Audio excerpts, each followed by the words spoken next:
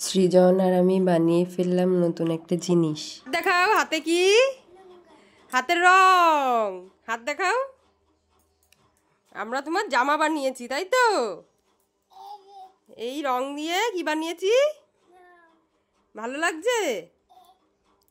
এটা কে পড়বে? সৃজন। সৃজন পড়বে? হ্যাঁ।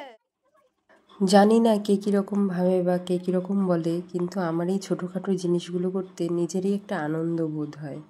মানে আমার পরে খুব ভালো লাগে যে আমার সন্তানের জন্য কিছু করতে পেরে আমার খুব আনন্দ লাগে। ওর জন্য এই ছোটো ছোটো জিনিসগুলো আমার মনকে আনন্দ দেয়, ওর জন্য আমি এগুলো তৈরি করি। আগেরবার দোলের সময় সৃজন খুব ছোট ছিল, আর এইবার একটু বোঝে আনন্দ কী, উৎসব কী। এবার মজা পাবে হয়তো।